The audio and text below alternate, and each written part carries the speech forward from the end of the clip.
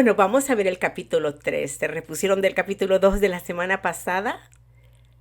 Es un capítulo difícil, pero es un proceso de desarrollo por el que estamos pasando. Y el capítulo 2 es un capítulo de identificación al igual que este. Me refiero a que estamos analizando los problemas para poder preparar las soluciones. Así que si estás encontrando un montón de cosas que parece que, wow, eso es bueno. Y cuanto más tengas, más cambios vas a ver en tu vida a medida que Dios realmente remueva esas cosas de tu vida.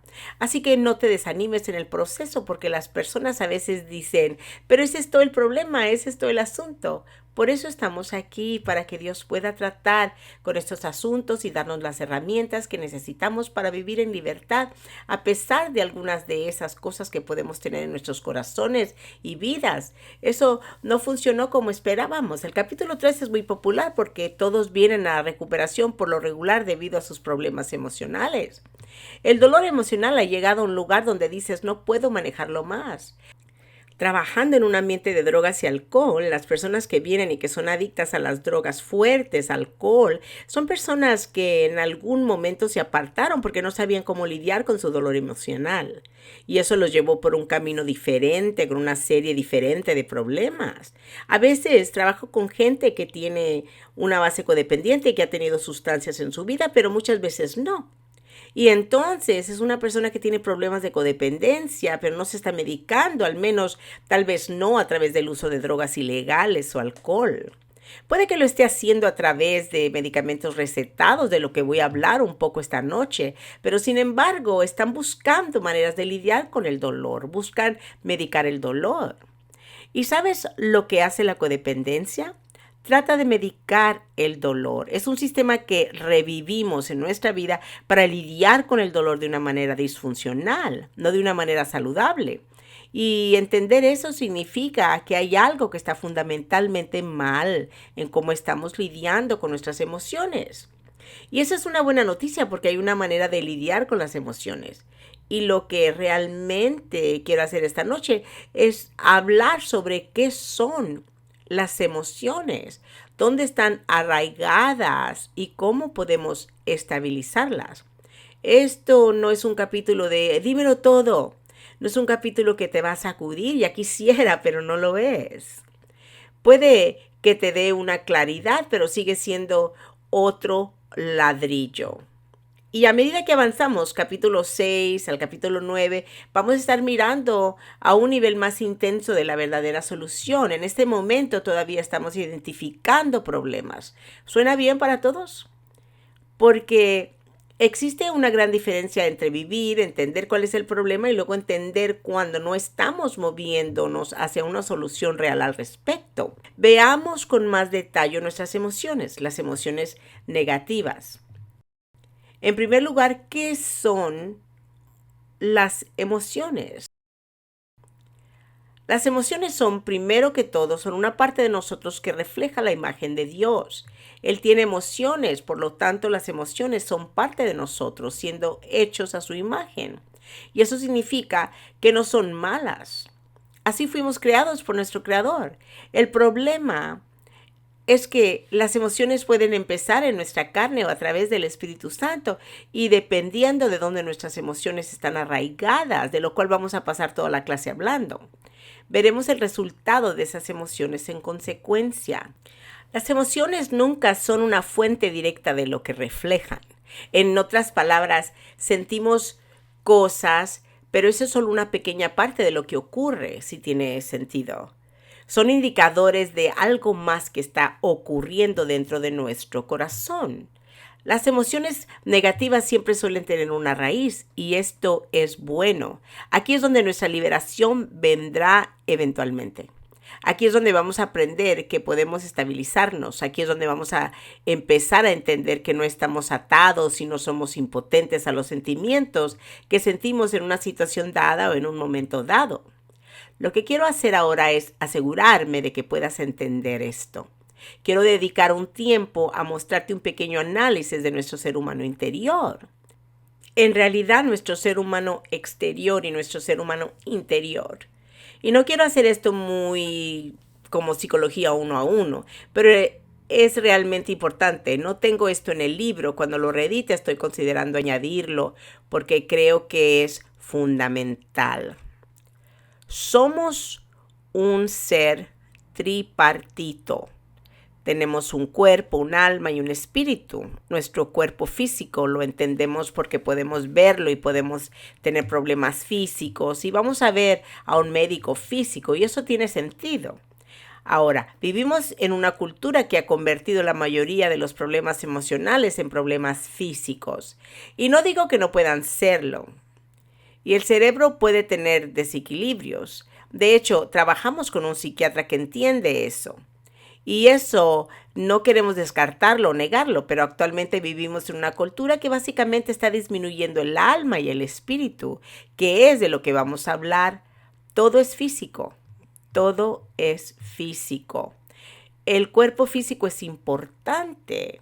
Si está desequilibrado, si algo no está bien, pero donde realmente está el culpable en nuestras vidas está nuestra alma y nuestro espíritu. Y este proceso es lo que estamos haciendo, mirando el alma y el espíritu. El alma es nuestra mente, nuestras emociones y nuestra voluntad. Básicamente, en términos sencillos, es cómo pensamos, cómo sentimos y cómo nos comportamos. Hay algunas cosas importantes sobre esas tres áreas de nuestra vida. Y una realmente importante es que nuestra vida mental es un proceso voluntario. Y lo que eso significa es que tenemos procesos corporales, físicos que son involuntarios, como respirar. Simplemente lo haces automáticamente, no tienes que pensar para respirar.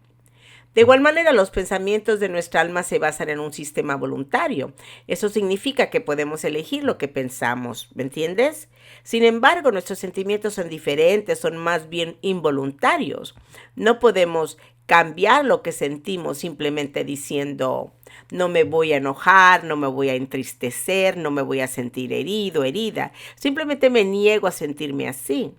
Si alguien dice, ¿por qué te sientes así? Y no puedes entenderlo, bueno, deja de sentirte así y no puedes porque es involuntario. Pero es aquí donde está la cuestión con las emociones. Las emociones no están solo ahí, no son solo casuales, no solo débiles, somos débiles ante ellas, no. Están conectadas a una fuente de información y esa conexión es a través de nuestros pensamientos. Y voy a estar hablando de cómo nuestros pensamientos están conectados a algo también. Cómo pensamos y sentimos afecta lo que hacemos de forma práctica y muy sencilla. Sabemos que una silla es para sentarse, que la manilla de una puerta es para abrirse. Pasamos por esos procesos todo el tiempo. Ahora, esos no tienen sentimientos unidos a ellos, pero cuando llegas a las cosas más complejas de la vida, si tienen sentimientos unidos a ellos, nunca llegarás a ser nadie. Si crees en ese pensamiento, tiene un sentimiento asociado. Así que cuando miramos los comportamientos, estamos mirando el funcionamiento de todo este otro sistema que ocurrió primero. Es por eso que decimos en el tratamiento, es tan importante que las personas entiendan si están en el lado bueno de la relación y están haciendo todo bien o están hacia el lado pésimo, malo, horrible de la relación y han hecho todo mal. De cualquier forma, no eres lo que haces. Lo que haces y lo que eres y lo que pasa son dos cosas distintas, porque lo que hacemos tiene una razón, algo está conectado a ello. Y lo creas o no, estamos viviendo en un reino espiritual y todo lo que pensamos se inicia, yo creo, en el reino espiritual. Ahora, tal vez no algunas de las cosas prácticas como sentarte en una silla no sea un gran proceso espiritual, pero cuando entras en las cosas más profundas de la vida definitivamente se ve afectado y vamos a ver esto un poco esta noche, porque nuestro espíritu está en el centro de lo que somos. Somos vasos espirituales, somos creados a la imagen de Dios, eso es lo que somos.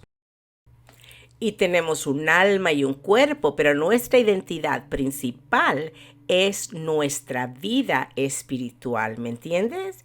Cuando no somos cristianos y no conocemos al Señor, nuestra vida espiritual está cortada y la mayoría de los que estamos aquí quizás entendemos ese concepto.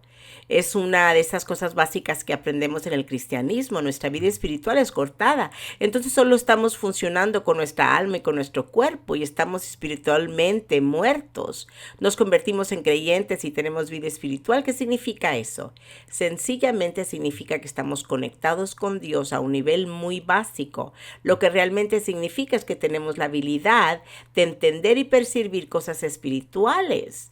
No solo podemos leer la Biblia, sino que podemos empezar a comprenderla. Tenemos la capacidad de ver y comprender quién es Dios. Es una conexión directa con Dios. Es la diferencia entre la vida y la muerte. Y entendemos a veces en un sentido eterno, pero funciona inmediatamente porque esto es lo que está pasando.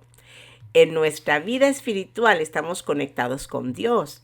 Y cuando estamos quebrantados, ya sea por el pecado, por el espíritu, ¿y a qué me refiero? Cuando estamos viviendo bajo el poder de la vergüenza, la culpa y la condenación, y somos hijos de Dios, estamos viviendo bajo el poder del pecado y quebrantados terriblemente, viviendo usualmente una vida de esclavitud, aflicción, dolor, sufrimiento. Esa es una forma de ser quebrantados. Pero cuando llegamos a un punto donde estamos dispuestos a entregar nuestra vida espiritual a Dios para permitirle reinar y gobernar en nuestra vida, somos quebrantados por el Espíritu de una manera totalmente diferente y usualmente usamos esa palabra. Si alguien está en el programa de 12 pasos, el paso 1 es un paso de impotencia al que me voy a referir hoy. Y cuando somos quebrantados por el Espíritu, llegamos a un punto donde decimos, no puedo hacer esto, encárgate, Señor.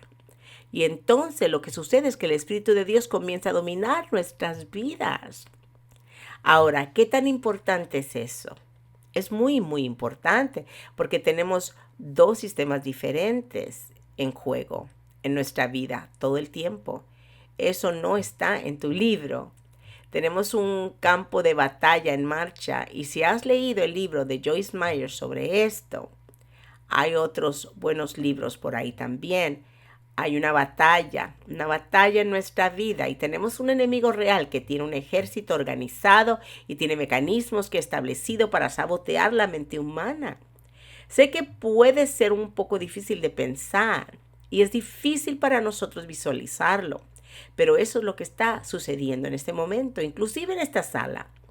No estoy diciendo que esté físicamente presente ni nada por el estilo, pero tiene todo un sistema en juego. Todo el sistema mundial es parte de un sistema con nuestros elementos culturales.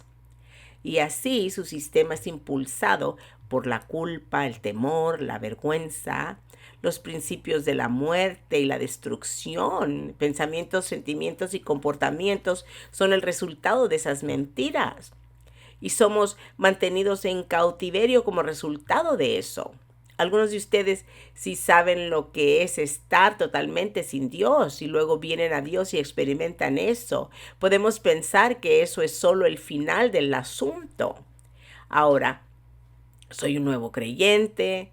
Esta batalla debería haber terminado y no es así. No ha terminado, de hecho, acaba de empezar. De hecho, cuando no éramos cristianos ni siquiera nos molestaba tanto como para tratar de evitar que lo fuéramos. La verdadera batalla comienza cuando nos convertimos en creyentes que realmente quieren aprender a caminar con Dios. El reino de Dios es un sistema basado en la verdad, es impulsado por el amor, la gracia y la redención. El sistema de Dios está construido sobre los principios de vida y restauración.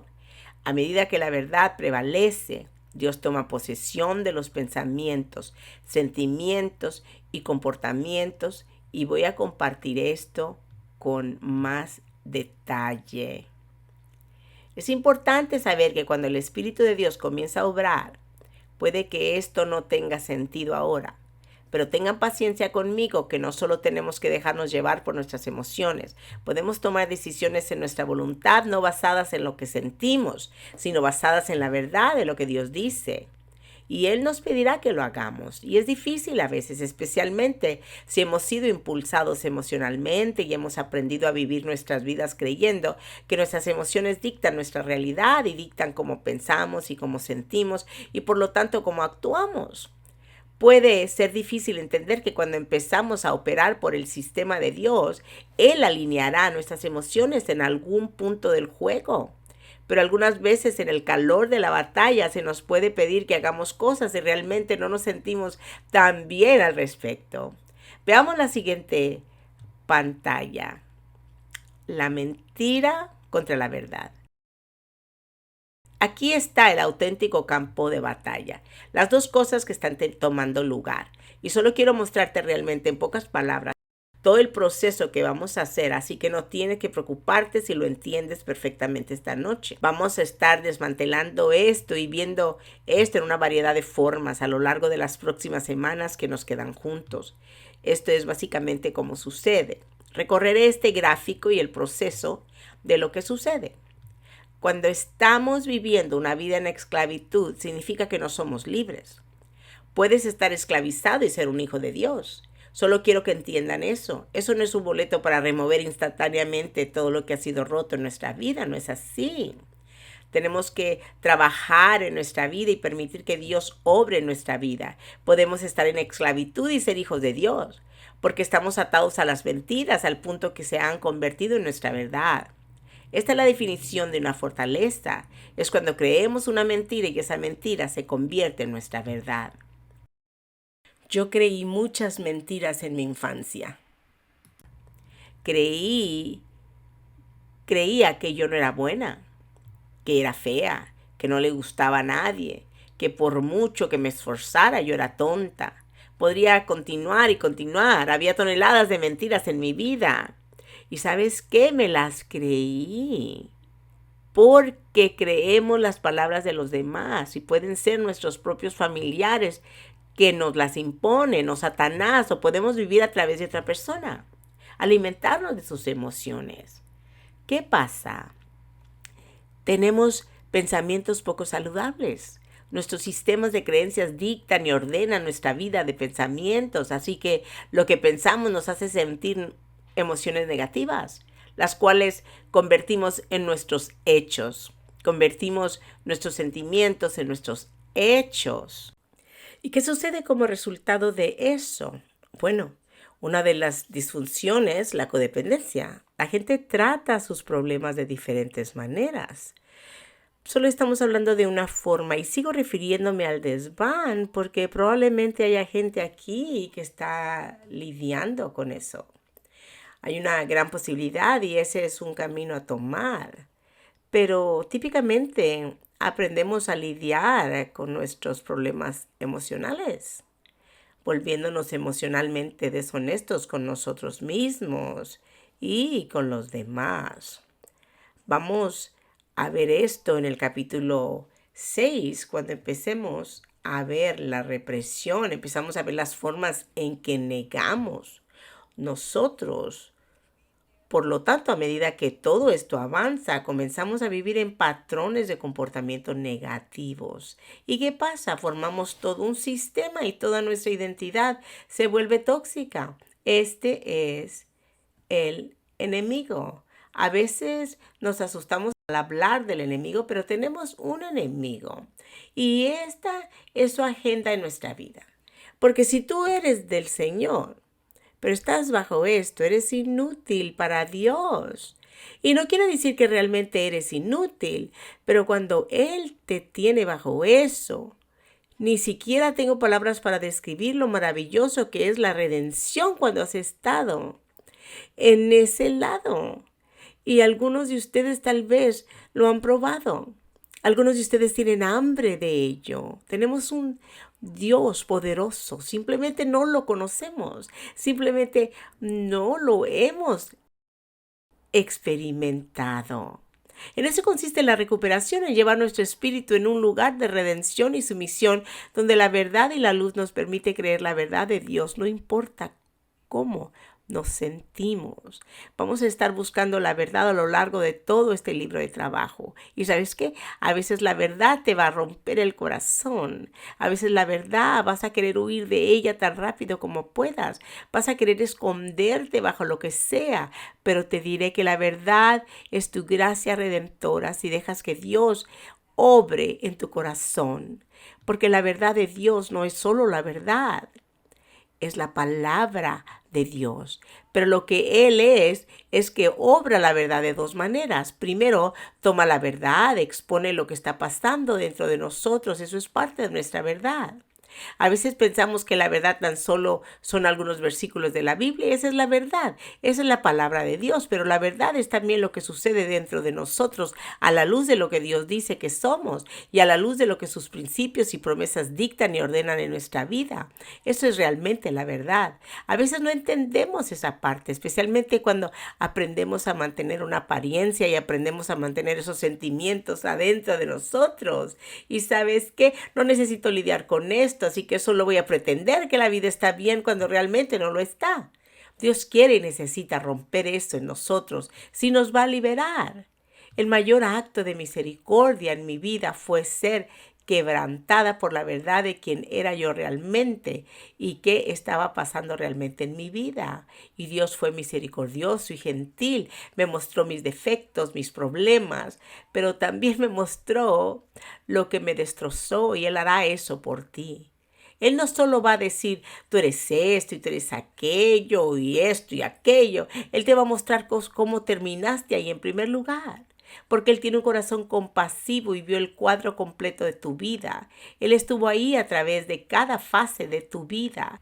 Así que Él no solo mira tu comportamiento. Pensamos que Dios solo está detrás de nuestro comportamiento. No es así. Él está detrás de nuestro corazón. Él quiere nuestro corazón. ¿Y qué significa nuestro corazón? Significa que todo este sistema, nuestras creencias, pensamientos, está dominado por Él. Nuestros sentimientos son puestos en su perspectiva apropiada y entonces estamos viviendo una vida basada en esa realidad porque podemos estar haciendo un montón de cosas buenas por fuera y no tenemos nada aquí adentro que concuerde con eso.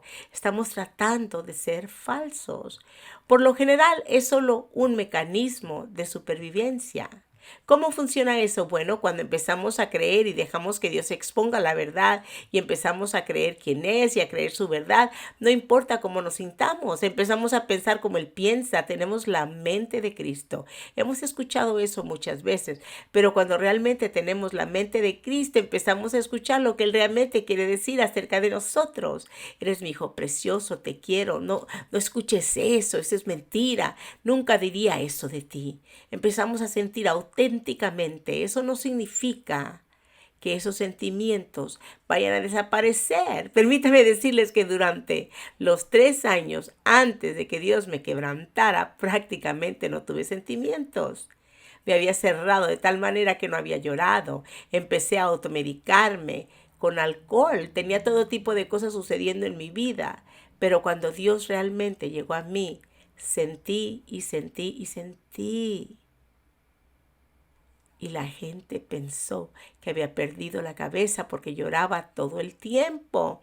Dios me puso en contacto con mis sentimientos, no me los quitó.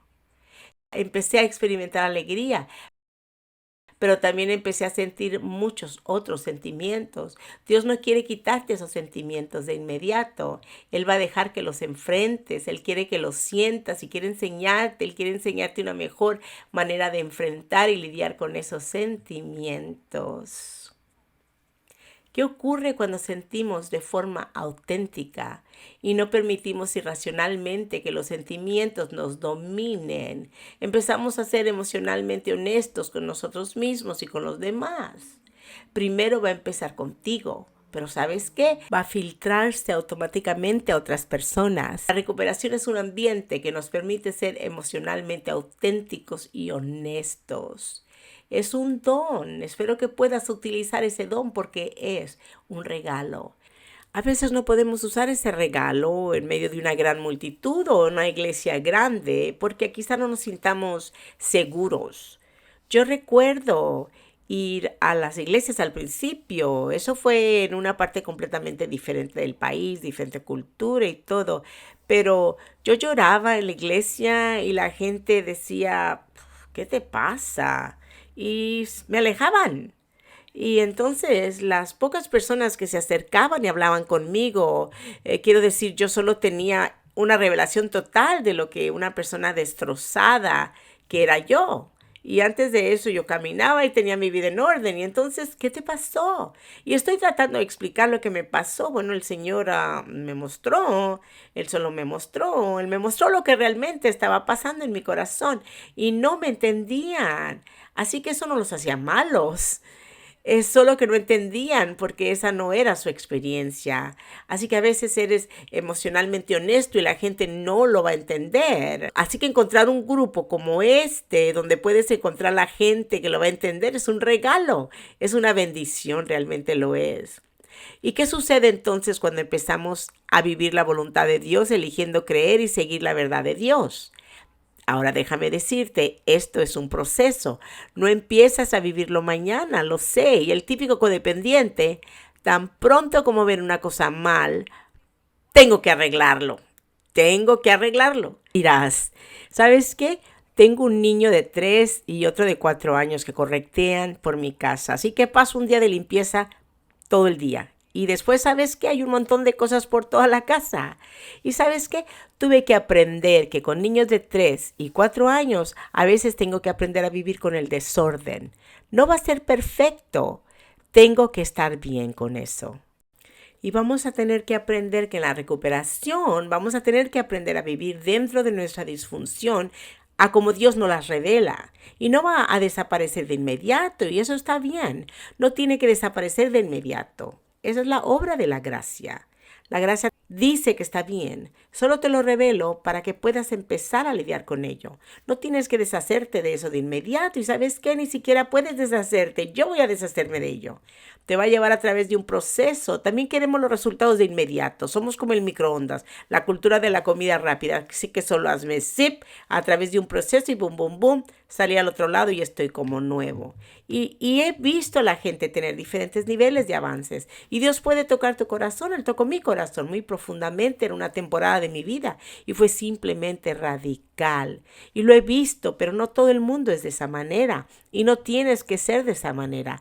Pero esto es lo que quiere hacer. Él quiere cambiar todo ese sistema para que tu identidad central se alinee con quien realmente eres. Si tan solo pudieras ver el corazón de Dios hacia ti, y tal vez algunos de ustedes lo han hecho, pero si no lo han hecho, tú eres su preciosa creación. No estoy diciendo un montón de palabras vacías. Me refiero a que ha predestinado un propósito en tu vida. Él te creó, te formó en el vientre de tu madre. Él colocó tu ADN, preprogramó el plan que tenía para ti. Pero ¿sabes qué? A veces no estamos en contacto con ese Dios personal porque lo vemos a través de nuestras circunstancias. Y Él quiere romper nuestras circunstancias. Él quiere romper todas esas cosas disfuncionales y todas esas mentiras y todas las cosas que suceden que Él nunca se propuso que esas cosas sucedieran. Pero suceden porque vivimos en un mundo roto. ¿Y sabes lo que vas a encontrar debajo? Vas a encontrar quién realmente eres. Y te garantizo que va a ser precioso y va a ser bueno, porque todo lo que Dios hace es bueno, ¿verdad? Así que vamos a entrar en algunas de las emociones reales que hemos discutido en este capítulo, y yo solo quería darles esta estructura básica. Eso es más o menos lo que mi esposo y yo, ese es básicamente nuestro cuerpo, alma y espíritu. Ese es nuestro proceso básico que recurrimos en todas las facetas de lo que enseñamos. Y lo interesante de eso es que Dios nos enseñó esto por separado, completamente por separado, y nos unimos. Y wow, fue genial porque realmente lo habíamos entendido de la misma manera. Y no estoy aquí para enseñarte teología, realmente no lo estoy. Pero lo que te sugeriría es que traigas todo al Señor. La Biblia nos dice que hagamos eso. Lleva todo ante Él y pídele que te dé la paz, que te dé entendimiento y claridad, y Él lo hará. A veces es asombroso cómo nos da confirmación cuando está tratando de enseñarnos algo. Nos dará un devocional ese día, nos dará un pasaje, nos dará un mensaje en la iglesia, lo que sea. Veamos la ira. La ira es muy frecuente en el codependiente. Am, digamos, hay dos personas diferentes con las que normalmente trabajo, que vienen a los talleres o a recibir ayuda psicológica. Una está descaradamente molesta y la otra dice, todo está bien, no tengo problemas de ira, está bien todo. Alabado sea el Señor. Pero la realidad es que nunca he conocido a una persona que no tenga problemas de ira, nunca, porque esto es lo que la propia definición de la ira es. Es una defensa de la emoción que surge cuando sentimos que nuestros límites personales han sido violados de alguna manera. La ira es un intento de preservar nuestro sentido del valor personal, las necesidades esenciales y las convicciones básicas a la codependencia. Quiero decir que está sucediendo en un nivel básico, es todo lo que está siendo violado. Al menos en nuestra propia percepción de eso, todo eso está siendo violado. Así que obviamente, a menos que tengamos las herramientas para lidiar con eso de una manera saludable, vamos a tener ira en nuestras vidas. Lo más importante es entender que la ira es una emoción secundaria y eso significa que la ira siempre está impulsada por otra emoción. Puedo temer algo y eso me enfada. Puedo sentir rechazo y eso me molesta. Así que manejamos la ira y algunas cosas de esa naturaleza y cuando estamos trabajando con alguien con un problema de ira realmente profundo, en realidad estamos viendo que la ira es solo la manifestación del problema. Así es como se manifiesta. Hay algo mucho más profundo que lo está impulsando. La mayoría de la gente que sufre de codependencia experimenta mucha ira. ¿Por qué? Porque a menudo somos nosotros los que tratamos de equilibrar una relación que está desequilibrada. A menudo nos sentimos violados, usados, y aunque no lo expresemos y digamos todo está bien, no es así. Veamos otras emociones. Una de las más importantes es el rechazo. Y yo diría que esta es una de las emociones más grandes, que esta es la raíz, porque el rechazo se convierte en un problema de identidad central. Podemos tener una raíz de rechazo en nuestra vida donde se vuelve tan predominante que ya no es algo que solo sentimos ocasionalmente. Se convierte en la idea de quienes somos. El rechazo es muy tóxico y envenenador. A menudo la raíz del rechazo está en los primeros años de vida. Si no tenemos padres cariñosos y afectuosos, si no queremos culpar a mamá y a papá cada semana, porque la mayoría de nosotros también somos padres y no queremos que nos culpen. Pero ¿sabes qué? Hay una causa y un efecto y tenemos que entender. Y si vamos a culpar a alguien, yo siempre digo que hay que remontarse hasta el jardín. Probablemente ya te dije esto y lo diré de nuevo. Realmente tenemos que culpar a Adán y a Eva porque es su culpa.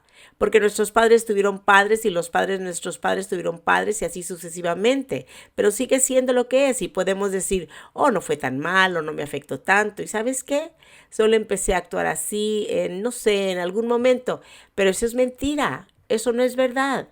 Si se formó en nuestra infancia, se formó en nuestra infancia. Y necesitamos verlo para poder empezar a afrontarlo de forma sana. No es que tengamos que culpar a nadie, sino que simplemente queremos verlo tal y como es.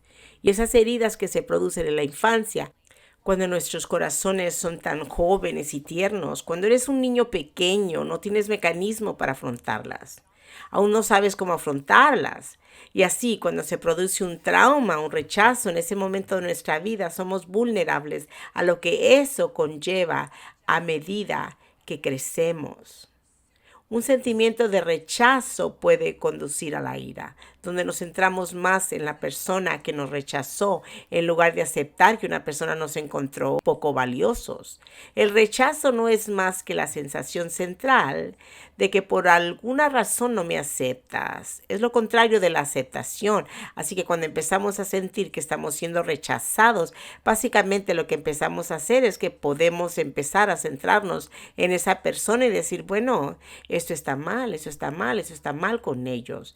Esta es una forma en que podemos hacerlo. La otra forma en que podemos lidiar con ello es que nos volvemos complacientes con la gente y decimos, bueno, esta persona está pensando eso de mí, me está rechazando, ahora, ¿cómo puedo arreglar eso y cómo puedo superarlo? Y entonces nos convertimos en complacientes y luego tratamos de complacer a alguien para que nos acepten. Esas son normalmente las dos vías que podemos seguir. Así que hacer frente al rechazo es realmente un proceso. Esto es un pequeño adelanto, pero no es algo que necesitas aprender y obtener y ya. Es terminado, estás bien ahora. Nunca tendré que lidiar con el rechazo, dirás. Estamos empezando este proceso. Déjame darte un pequeño adelanto. ¿Cuál sería una forma adecuada de enfrentar el rechazo? Bueno, en primer lugar tenemos que aprender a identificar lo que es real, lo que es ficción. Y cuando estoy viviendo sobre la base de los hechos en lugar de los sentimientos, lo primero que queremos hacer es identificar. Creo que esto está directamente en tu libro de ejercicios. Entonces queremos procesarlo y el procesar es como un ordenador de información de procesos. Solo estamos rumiando en ello, meditando, pensando en ello. Y entonces en el procesamiento de eso queremos enfrentarlo por lo que es. Entender si es mi fracaso o si es el fracaso de alguien más. Cuando sentimos un rechazo hasta nosotros, ¿se basa en la realidad? ¿Es cierto? Y si es verdad, ¿es realmente algo que hicimos o es algo que les sucedió a ellos en su propia vida? Son cosas muy importantes que debemos analizar. Llega el momento que tenemos que dejarlo ir, dejar de tener esa necesidad compulsiva de superarlo. Y eso podría ser centrarse en mejores amistades, trabajar en los comportamientos solo si fueran reales. En otras palabras, si estamos siendo rechazados porque tenemos algo no apropiado sucediendo en nuestra vida y alguien se aparta por esa razón, entonces tenemos que lidiar con eso porque eso es un problema y podemos arreglarlo. Pero si estamos siendo rechazados por ninguna razón verdadera y tal vez no es solo una percepción, tal vez ni siquiera es la realidad, eso sucede mucho. Y entonces tal vez esa persona tiene un problema en su propio corazón. Tenemos que aprender a dejarlo pasar, a dejarlo ir. Al final, todo lo que vamos a hacer a través de este proceso es que vamos a aprender a tomar las mentiras y reemplazarlas con la verdad. Y cualquier emoción que estemos sintiendo, eso es lo que básicamente vamos a hacer. Y te diré, con la raíz del rechazo, yo tenía una raíz muy profunda de rechazo que se acumuló de muchas maneras. Y así todas las relaciones claves en mi vida, donde quiera que iba, de la escuela, a la casa, a la iglesia, repetía este mensaje de rechazo sobre mi vida y tomó trabajo. Pero no necesitas la aprobación de la gente para superar tu raíz de rechazo. No la necesitas. Solo necesitas la aprobación de nuestro Señor. Cuando Dios estaba tratando con esta raíz en mi vida, lo estaba haciendo en medio de mucho rechazo. Fue como un rechazo total, porque todo el mundo pensó que había perdido la cabeza, cuando realmente vine al Señor y lo experimenté y decían, ¿qué le pasó? Porque era tan diferente. Así que ese es realmente el rechazo. La aceptación que encontramos en el Señor básicamente es nuestra victoria. Quiero hablarte acerca del miedo. Quiero hablarte rapidito sobre el miedo. El miedo es paralizante. El miedo es una emoción paralizante. No es solo lo que te hace hacer, es lo que te hace no hacer. El miedo te quita la vida. En un momento de mi vida me diagnosticaron trastorno de ansiedad y trastorno de pánico. Era un ser humano aterrorizado. No podía entrar en una habitación sin temblar y asustarme. En un momento de mi vida no podía ir de compras sin estar a punto de entrar en crisis. Hoy en día me habrían dicho, tienes un problema, tienes que medicarte. Nunca tomé ese camino. El rebelde que hay en mí se negaba a hacerlo, pero el miedo me paralizaba. No podía hacer nada que no fuera algo donde sabía que no fracasaría. No intentaba nada. Era como un prisionero en mi propia vida. El miedo es en realidad un problema de amor. Cuando tenemos miedo, cuando tenemos inestabilidad, cuando tenemos miedo todo el tiempo es porque no entendemos el amor de nuestro Creador. Sé que puede parecer una respuesta fácil, pero las emociones del miedo paralizan y ahogan cualquier crecimiento personal o aspiración. El amor perfecto echa fuera el miedo. La victoria que vamos a encontrar no es tener confianza en uno mismo e ir a una clase de autoestima. Dios realmente quiere que tengas un autoestima saludable. Pero si tomamos el enfoque de solo tratar de ser súper buenos en algo, súper exitosos, ese no es el remedio. El remedio es encontrar la fidelidad de Dios, que es amoroso. No puedo explicar exactamente cómo sucedió, cómo me moví, pero puedo decirte algo. Ya no funciono con temor. Hubo una transición que tomó lugar en mi vida, una realidad estabilizadora de que el amor de Dios era verdaderamente suficiente. Y recuerdo haber pasado por un periodo de mi vida en el que ese miedo se había ido y esa paz se había apoderado de mí. Y todavía vivo en esa paz y es incomprensible haber estado en ese nivel de miedo. El miedo puede impulsar otras emociones como el rechazo o la ira. El miedo solo puede superarse a través de la fe y de un Dios amoroso. La soledad, tengo que repasarla rapidito. La soledad es una falta de conexión, que es la naturaleza directa de la codependencia. Eso es la codependencia, es una falta de conexión. Normalmente sentimos un vacío interior. La soledad puede experimentarse en presencia de otros cuando somos incapaces de sentirnos auténticamente escuchados y comprendidos en el fondo de nuestro corazón. Por eso la recuperación es increíble, porque tienes a otras personas que están pasando por esto contigo. Pero no siempre es así. A veces Dios nos permite sentirnos de esa manera mientras estamos en recuperación para enseñarnos a depender de Él. Y la suficiencia de su gracia es realmente suficiente. Los niños que sufren abandono o falta de amor pasarán la vida en soledad. La vida está llena de soledad. Parte de ella va a ser la aceptación. A veces tendremos que aceptar que la vida puede ser solitaria. En este lado del mundo puede serlo, si eso tiene sentido. Pero esto es lo que podemos hacer. Podemos aprender a convertir la soledad en tiempo a solas con Dios. Y esa es otra realidad estabilizadora. El amor de Dios quita el miedo, pero la conexión con Dios quita la soledad. Veamos la impotencia. Está presente cuando nos sentimos violados o incapaces de cambiar nuestras circunstancias. Es el reconocimiento de nuestra incapacidad para controlar el resultado. Tenemos dificultad con esto porque hemos estado tratando de controlar los resultados. Así que la mayoría de los codependientes luchan con la impotencia tratando de arreglar, manejar, controlar de maneras indirectas. De hecho, esa es la locura de los codependientes. Es por eso que el primer paso, admitir la impotencia, es muy importante. Simplemente decir no puedo, no puedo. Tu impotencia puede ser negativa cuando intentas hacer positiva tu situación negativa por ti mismo. Pero tu impotencia es el primer proceso necesario para que te vuelvas y te rindas a un Dios fiel. Porque el paso 3 pone a Dios en el trono y nos da poder a través de Él. Esta es la clave del recorrido de cualquier forma de una recuperación auténtica. Dios tiene el control. Dios tiene el control. También quita ese miedo. Quita ese miedo. Los codependientes están obsesivamente orientados al control. No tengo forma de endulzar eso. Y hay razones para eso. No es solo mala gente. Hay razones para ello. Y vamos a seguir examinando esto. De hecho, vamos a dedicar un capítulo entero para entenderlo. Pero el reconocimiento de estas tendencias es un gran avance. Solo ser capaces de empezar a reconocerlo. Pero te diré algo, esos problemas de control que tenemos no van a morir rápido. No van a desaparecer mañana. Es como alguna de las cosas que hay por tu casa que dices, bueno, no tiene que ser perfecto. Bueno, eso es una área. Dios va a seguir obrando en ello, pero no vamos a estar funcionando perfectamente en esa área. Veamos la vergüenza y la culpabilidad rápidamente.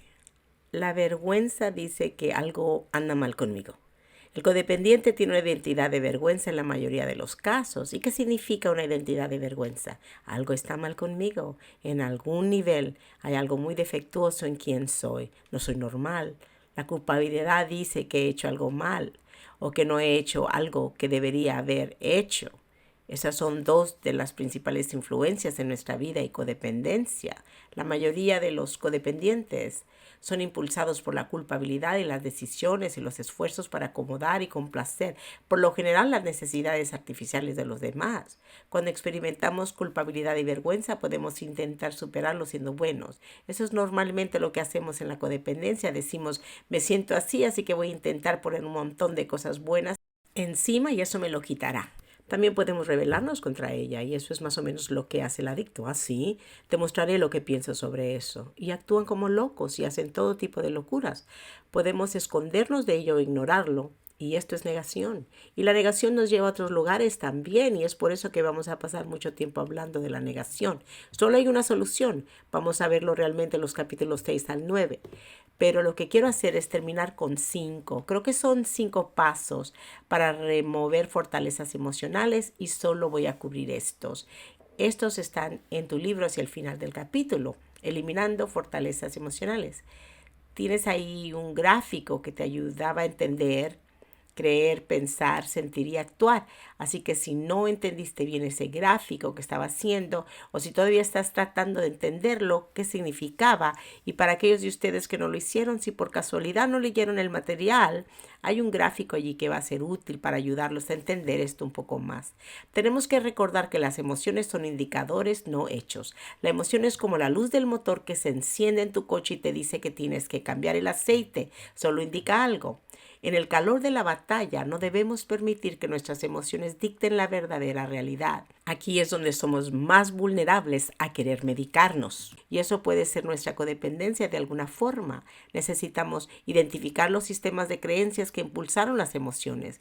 Al final de este capítulo vas a pasar por un proceso en el que vas a empezar a aprender cómo armar esto.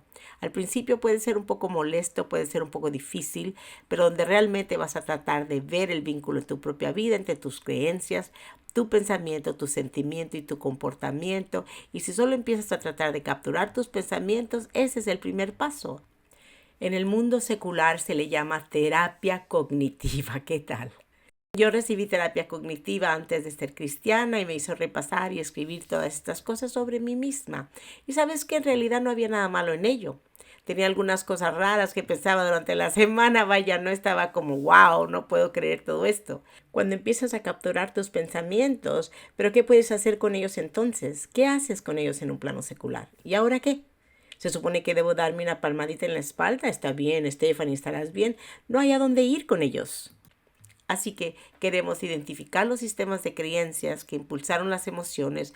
No podemos hacerlo sin la ayuda de Dios. En lugares rotos necesitamos aprender a llamar a Dios y pedirle que nos muestre lo que está pasando dentro de nuestro corazón. Yo vivo constantemente en esa realidad. Mis emociones se han estabilizado en mi vida, pero he pasado por ser madre primeriza en los últimos 5 años, estar casada en los últimos 6 años.